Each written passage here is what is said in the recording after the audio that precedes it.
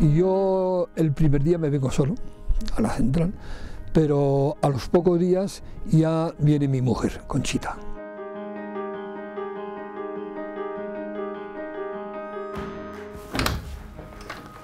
¿Qué? ¿Aún sigues? Pues sí, oye, aquí estoy, haciendo bolillo, pasando el tiempo, oye. Que ya, mira lo que me queda ya, fíjate lo que me queda ya. Pues dejé a todos, a toda mi familia, a mis padres, mis hermanos, todos, y me vine para aquí. Y oye, los padres ya han muerto, y tengo una hermana viviendo ahí, tengo una casa, que nos vamos cada vez que podemos. Tuvimos 2 hijas, bueno, una aún tenemos, la otra se nos murió ahora en junio, con 48 años. Pero bueno, hemos estado toda la vida juntos, para lo bueno, para lo malo, para lo otro y para todo lo que ha venido a pelo.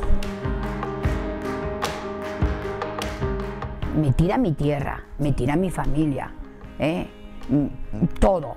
Pero mi marido más aragonés que yo. A ver, a mí aquí me conocen por el maño. La maña y el maño y se acabó. Y cuando estamos en reunión, porque yo llevo aquí 40 y tantos años y no entiendo el catalán.